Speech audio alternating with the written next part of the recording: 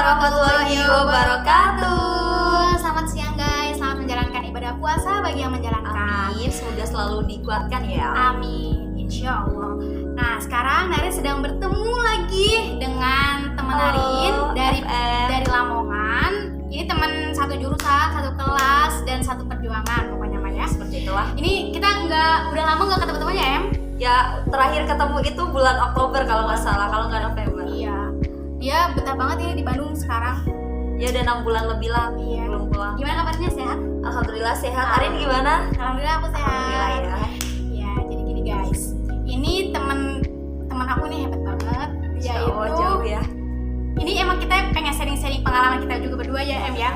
Gimana kita saat ngampus, saat jualan gitu. Dia itu jualan nasi kuning ya nggak Em? Bener Harganya banget. berapa lagi itu tuh ya? 5.000. Oh iya 5.000 guys, 5.000. Selain itu kita juga jualan snack ya. Iya, Dan snack. suka pakai yang apa ya, ke kampus tuh banyak barang yang kita bawa gitu.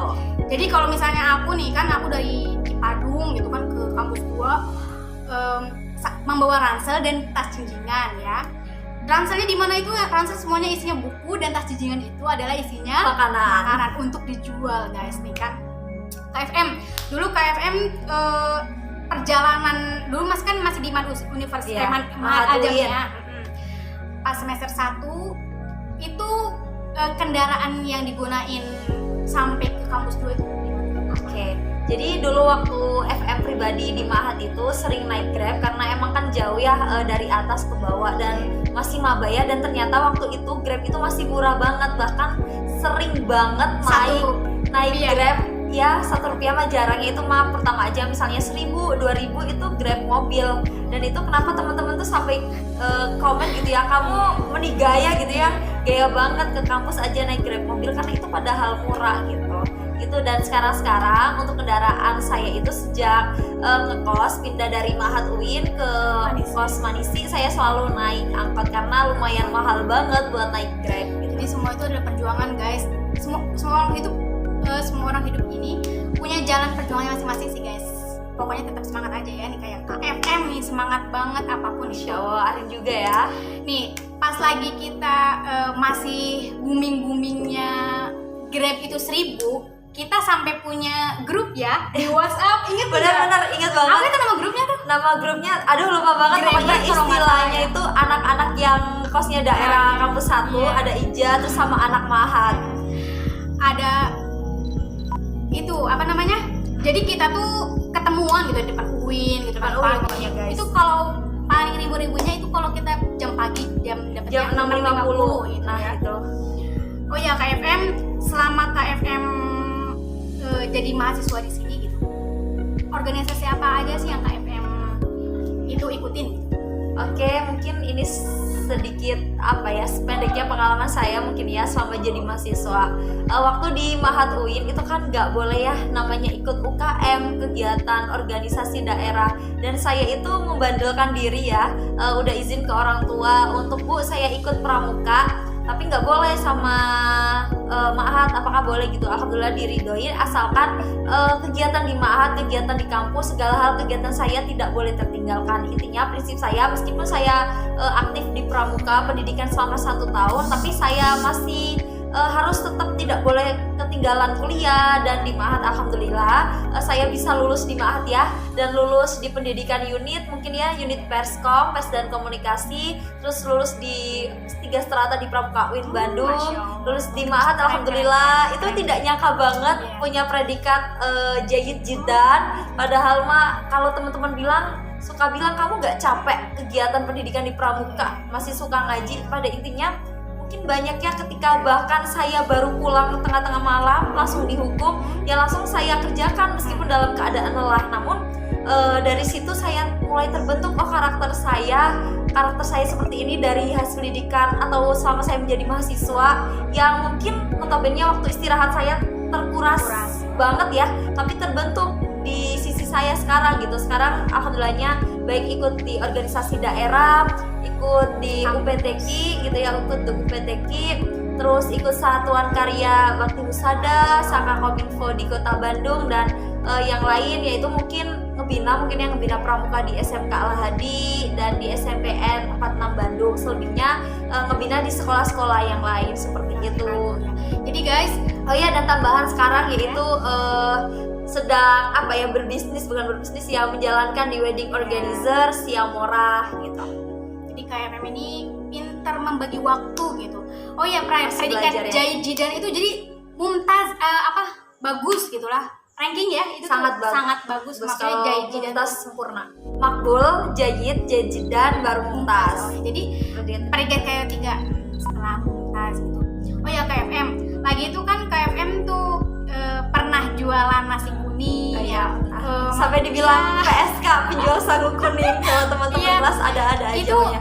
KFM bersama kuliah terus juga dagang, malu gak sih, punya rasa malu gak sih sebenarnya? Oh iya. Mungkin nggak ada ya rasa malu sedikit pun sebelum memutuskan jualan sangu kuning gitu ya. Saya tuh udah punya temen seperjuangan gitu ya. Iya. Satu orang namanya Putri, itu kita jualan snack ball, belinya di Ujung Berung dan kita jual di kantin Kejujuran di Mahat. Ya memang di Berawal dari situ. Nah, berawal dari situ ya mungkin Punya namanya inisiatif buat jualan di kan kampus lumayan Ayo. ya, lumayan 1 minggu mungkin Iya. buat nambah tabungan atau jajan kita. Ya meskipun kita tuh harus belinya per bal-bal kayak tidak ada pernah sedikit pun rasa malu gitu ya berjualan. Alhamdulillah, meskipun ya pasti Arin juga berpengalaman ya. Kalau di kantin Kejujuran ya pasti ada yang nggak bayar mungkin ya, tapi ya itu mungkin belum rezeki kita seperti itu. Lalu lanjut ke jualan di kampus ya, mungkin ya waktu kita terkorbankan gitu ya, kita harus berangkat lebih pagi karena harus mengambil nasi mungkin ya, bawa makanan gitu untuk dijual di kampus seperti itu. Jadi harus awal-awal pagi-pagi dari orang belum ada di kampus, KFM ini udah harus mengorbankan waktunya, bagi waktunya buat ngambil nasi kuning itu buat dijualin lagi nanti di kampus. Jadi guys, kampus kita tuh di Tarbiyah ya. Belum ada kantin. Jadi Tarbiyah itu terkenal dengan kampus Kairo, di mana panas. panas banget pokoknya. Terus juga jauh, jalannya di Soekarno-Hatta. Kita ngabisin waktu kurang lebih 15-20 menit untuk menuju ke kampus 2 itu. Nah, jadi kita itu kan kampus Kairo, di mana di sana tuh belum banyak yang jualan ya KFM. Jadi Peluang.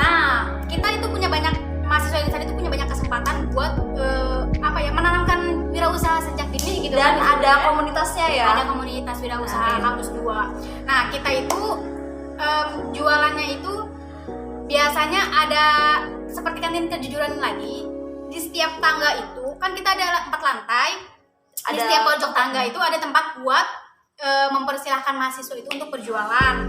Nah, ya kadang di situ kita ngenes sendiri gitu ya KFM. Ya, kadang. Pernah rugi nggak KFM? Pernah sih pasti. Ya namanya jualan tuh pasti ada suka dukanya lah. Banyak ya gitu. Selain KFM berjualan snack-snack seperti itu, ada wirausaha lain nggak yang KFM geluti sekarang? Mungkin kalau sekarang itu sejak corona mungkin ya, karena malu juga ya minta uang ke orang tua karena kita juga tidak kuliah. Jadi dari situ saya bener-bener berpikir harus pengen cari uang ya. Dulu sebelum corona di bulan 3 itu saya sudah terfikirkan untuk berjualan, punya brand hijab sendiri sama teman saya yang satu kosan, dan alhamdulillahnya itu terrealisasi ketika bulan dan alhamdulillah kita punya brand sendiri. Dan mungkin untuk sekarang itu masih banyak ya yang menginginkan produk-produk hijab kami, hanya saja memang karena amanah saya di sini lebih besar ya, sehingga agak vakum seperti itu. Padahal memang sedang mau berkembangnya bisnis kami seperti itu, dan di Oriflame juga Teh Arin. Sekarang mau fokus di amanah yang begitu besar mungkin ya di Pramuka. KFM, selama KFM berorganisasi ini, pernah menjabat apa aja KFM di dalam organisasi ini? Mungkin sedikit sih, paling waktu dulu suka organisasi itu sejak di SMP, sejak di pengurus OSIS itu pernah jadi koordinator tentang lingkungan hidup seperti itu, tentang kebersihan di sekolah. Lalu di Dewan Penggalang itu saya menjadi koordinator di bagian kayak tekpram, seperti menggerakkan bagaimana nanti motivasi inovasi di kegiatan-kegiatan pramuka. Lalu di SMA itu saya ditawarin mungkin ya menjadi MPK, tapi karena saya di pondok kan kalau kegiatan MPK OSIS itu sangat malam ya. Jadi saya hanya memilih organisasi di Jami Al-Banjari sebagai bendahara dan di Dewan Ambalan sebagai bendahara. Lalu alhamdulillah di UIN ini di Pramuka UIN Bandung sebagai anggota aktif dan sekarang diamanahkan menjadi pemangku adat dan dulu pernah menjadi demis bendahara umum gitu ya, unit Perskom. Lalu ya seperti itulah rangkaiannya mungkin dan beberapa jabatan di yang lainnya.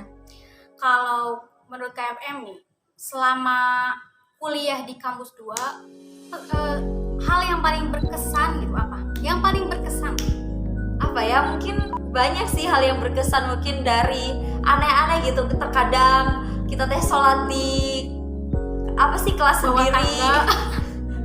Pokoknya banyak lah hal yang berkesan, panas, dan mungkin yang menjadi kangen itu kumpul-kumpul dengan teman ketika kita misalnya ada jam masih siang, nanti kita ke temen dulu gitu, ke temen misalnya Kak Nurul buat pokoknya ada aja kalau gitu. Misalnya ada jam kosong gitu, kita kan itu waktunya istirahat, kita nyari kosan yang deket ya, kosan teman kita karena pulang juga kan sayang ongkos banget gitu. Di situ. Terus kita kan masih dulu sebelum adanya musola, kita itu sempat sholat di bawah tangga ya KFM ya? Iya, seperti itu. Pokoknya seperti itulah lika-liku di kampus yang baru mungkin ya, kampus yang baru jadi atau dibuat seperti itu. Nah mungkin nih Teh Arin, saya mau bertanya juga ya ke Teh Arin, hal atau perjuangan apa ya yang Teh Arin rasakan selama hidup di Bandung merantau gitu ya, mungkin hal berat yang pernah Teh Arin rasakan gitu. Kalau hal berat yang sering aku rasain sih gimana ya, kalau misalnya kita menganggap hidup itu berat, kita akan perspektif kita semuanya akan berat aja gitu. Jadi kalau kita menghadapi sebuah problematika tapi kita itu menganggapnya biasa-biasa aja gitu, nanti kan akan berlalu bagaikan air yang mengalir gitu. Jadi akan biasa-biasa aja. Kalau misalnya ditanya seperti tadi kayak nanya ke aku kayak itu apa yang hal paling berat, mungkin kalau aku sih nggak ada ya, biasa-biasa semua. Tapi perjuangan lah, ini mah perjuangan dimana aku harus nguras tenaga, nguras uang buat ongkos dari Mahad, mungkinnya kan aku Mahadnya di Cipadung ya, dimana itu kan harus naik turun bukit dulu, kayak PM harus naik turun bukit dulu, apalagi itu kalau misalnya kelas siang jam 12:30 itu udah gimana gitu. Bayangin aja aku dari Cipadung ke Bundaran itu jalan kaki, pakai kaki, nggak pakai apa-apa. Karena apa, gimana akses dari Cipadung ke Bundaran itu nggak ada dan harus naik. Harus naik angkot. Jadi gimana ya, tanggung gitu loh, tanggung gitu.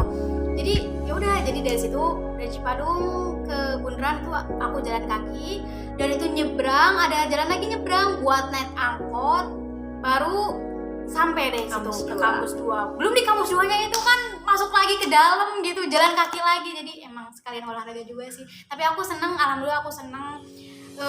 Aku senangnya gara-gara gimana ya, orang lain belum mungkin di luar sana banyak yang pengen kuliah gitu kan, tidak seberuntung diriku. Jadi aku masih bisa bersyukur sih di situ juga, walaupun hidup ini berat, jadi dibikin enjoy aja, jadi udah tetaplah bahagia gitu.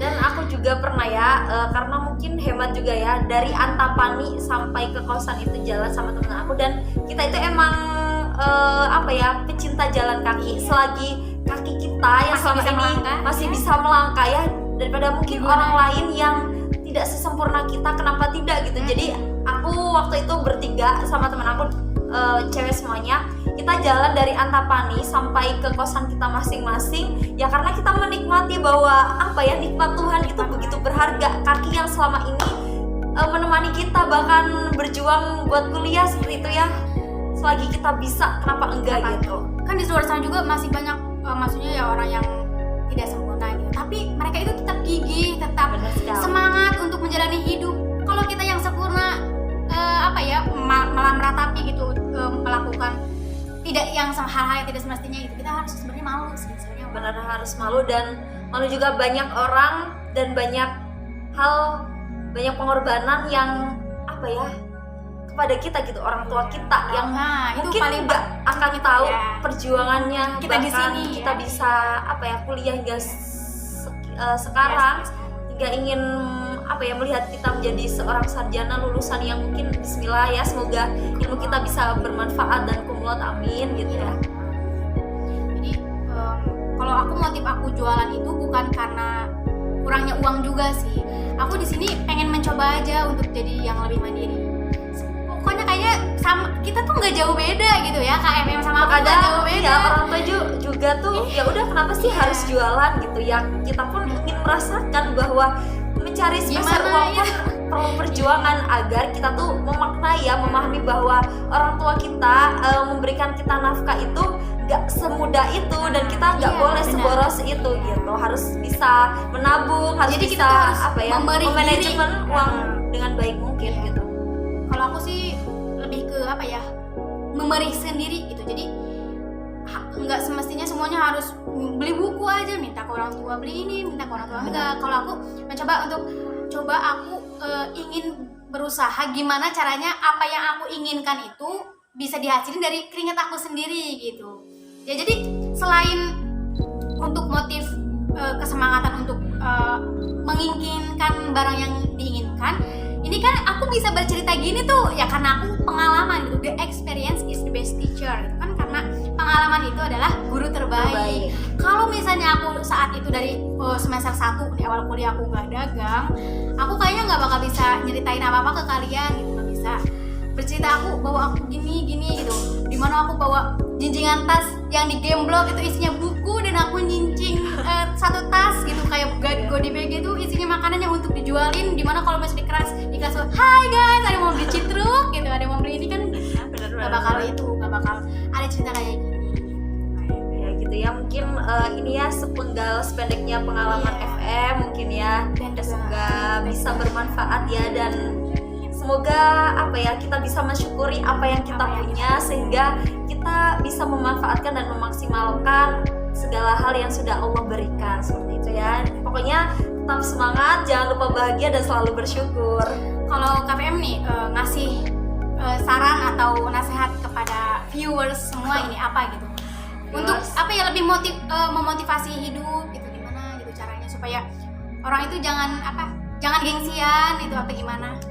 Oke, mungkin dulu saya itu bukan lingkungan saya waktu SMA itu sama-sama teman-teman saya, lingkungan saya itu menjadikan anak yang gengsian seperti itu. Padahal ya teman-teman, saya bersyukur sekali bisa masuk ke UIN ini. Ternyata banyak pelajaran hidup yang saya lalui. Kita hidup itu bukan untuk orang lain, tapi terkadang omongan atau perkataan orang lain itu bisa kita jadikan pijakan untuk memotivasi diri kita sendiri, hal apa yang masih kurang dalam diri kita sendiri. Dan saya itu tipikal orang yang ingin selalu bisa, makanya segala hal yang baru kita tuh pasti bisa. Kita FM bisa, MC bisa gini karena mau mencoba, kita harus mencoba, berusaha segigi mungkin, insya Allah kita tuh bisa. Dan saya prinsip hidup itu pokoknya gimana pun caranya saya bisa bermanfaat untuk banyak orang. Jadi motivasi terbaik itu ada dalam diri kita sendiri ya Kak Fem ya. Nah. Jadi kita bisa melakukan, kita bisa mencapai suatu tujuan sendiri. Bisanya tergantung diri kita, tergantung pemikiran kita, sugesti kita gitu. Kalau misalnya kita nggak bisa deh gini, ya kita emang bakal lemes gitu, nggak bakal bisa untuk ngelakuin itu. Tapi kalau misalnya dengan keterbatasan yang kita miliki, misalnya kita belum berani untuk berbicara di depan umum nih, tapi terus mencoba, terus belajar, nanti akan terbiasa gitu lama-lama.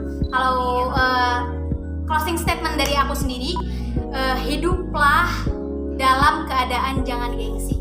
Dalam hal apapun kamu itu nggak boleh gengsi gitu, walaupun kamu misalnya sekarang kamu di puncak kejayaan hidupnya serba enak, dikasih fasilitas yang wow lah dari orang tua, kamu itu ingat gak bakal semua orang tua itu abadi gitu. Makanya kita harus belajar untuk memberikan keprihatinan kepada diri kita sendiri, itu harus. Karena kalau orang yang udah biasa hidup prihatin, kalau udah hidupnya enak biasa-biasa aja gitu, gak akan kaget. Tapi kalau misalnya orang yang selama hidupnya enak terus gitu, tapi pas ketika hidup dalam keadaan prihatin, itu nanti akan mungkin sulit untuk membiasakan gitu.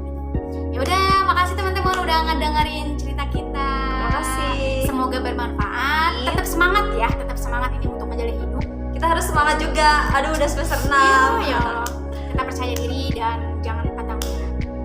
Wallahul muwaffiq ila aqwamit thoriq. Wassalamualaikum warahmatullahi